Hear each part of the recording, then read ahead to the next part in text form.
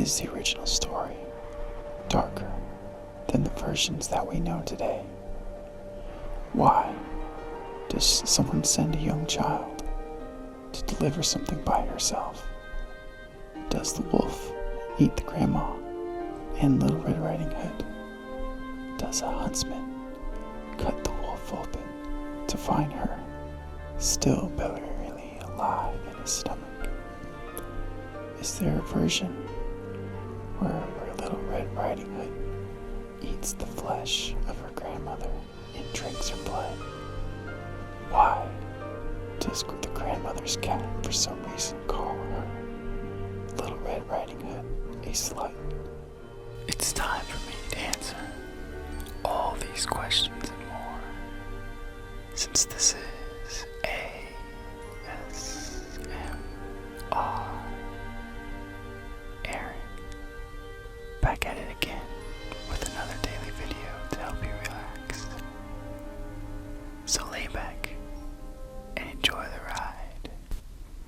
I hope this read helps you get you through your day, or even better, I hope this video helps you gently fall asleep. I can't wait to get started.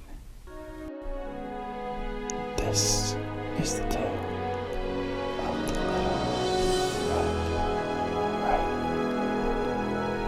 the Little Red Riding Hood. Once upon a time, there was a dear little girl who was loved by everyone who looked at her, but most of all by her grandmother. And there was nothing that she would not have given to that child.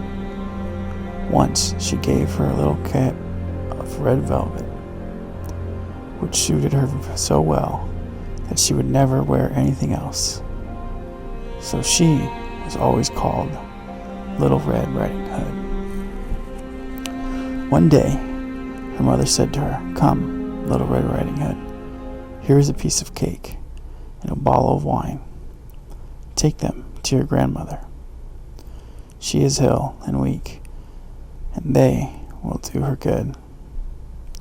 Set out before it gets hot, and when you are going, walk nicely, quietly. Do not run off the path, or you may fall and break your bottle. And then your grandmother will get nothing. And when you get into her room, don't forget to say good morning. And don't peep in every corner before you do it." "I will take care," said Little Red Riding Hood to her mother, and her hand on it. The grandmother lived out in the wood, half of a league from the village. And just as Little Red Riding Hood entered the wood, a wolf met her. Red Riding Hood did not know what a wicked creature he was, and was not at all afraid of him. "Good day, Little Red Riding Hood," he said. "Thank you, kindly wolf. Whither away so early, Little Red Riding Hood?" "To my grandmother's." "What have you got in your apron?" "Cake and wine.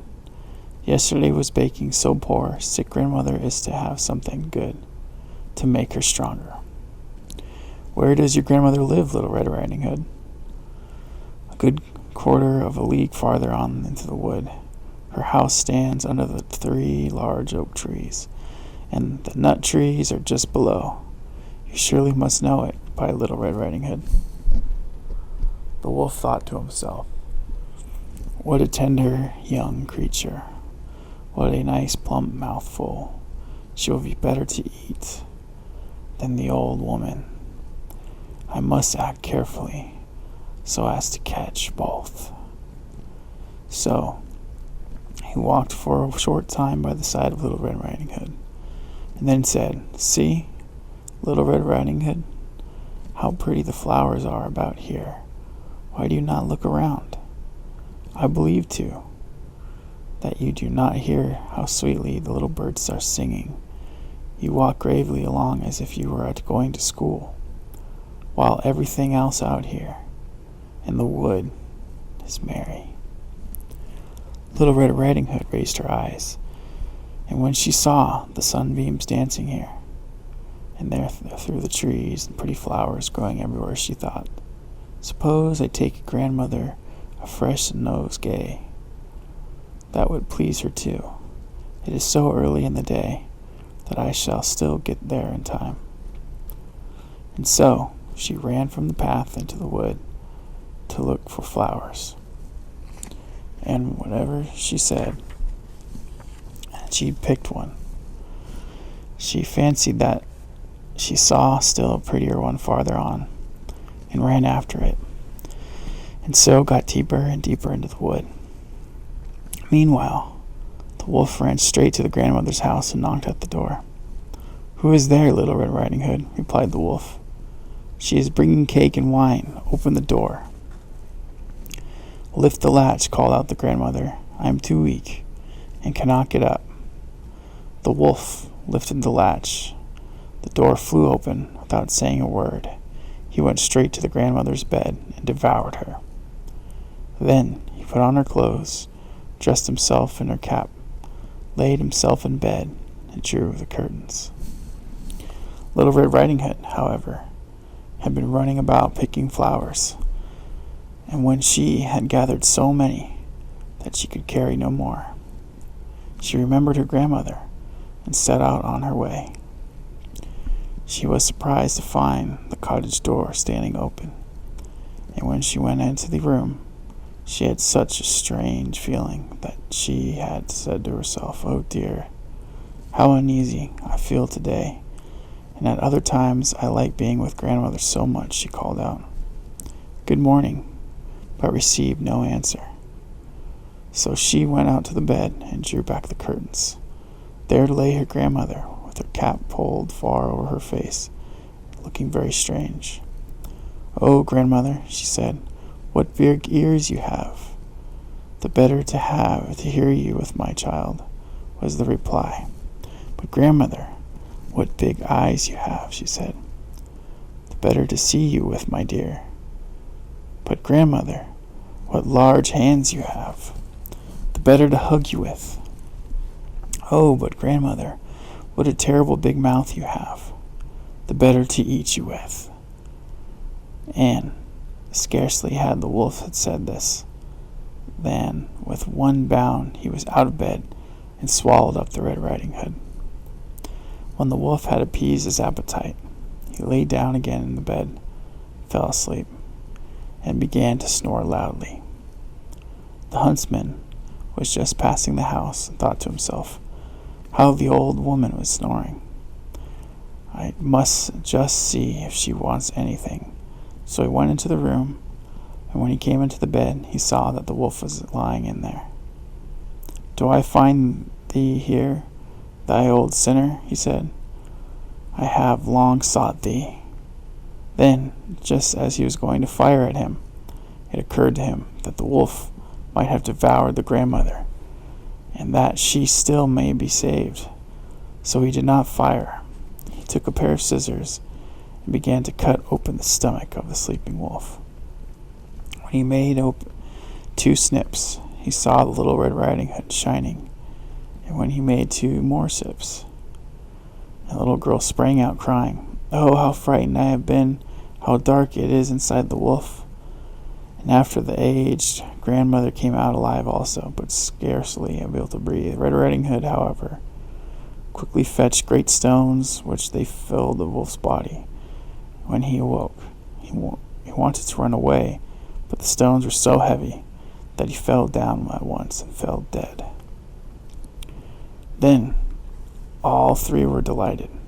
The huntsman drew off the wolf's skin and went home with it. The grandmother ate the cake and drank the wine with Little Red Riding Hood that she had brought and received. But Red Riding Hood thought to herself, "As long as I live, I will never be by myself leave the path to run into the wood when my mother has forbidden me to do so." It is also related that once the Red Riding Hood was again taking cakes to the old grandmother, another wolf spoke to her and tried to entice her from her path.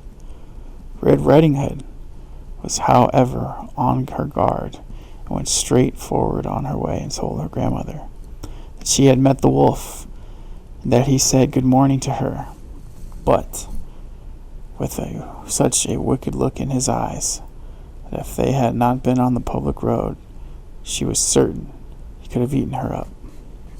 "Well," said the grandmother, "we will shut the door, that he may come in." Soon afterwards the wolf knocked and cried, "Open the door, grandmother. I am Little Red Riding Hood, and I am fetching you some cakes." But they did not speak or open the door. So the graybeard stole twice or thrice the housing, and jumped on the roof, and intended to wait until Riding Hood went home in the evening, then to steal her after and devour her in the darkness.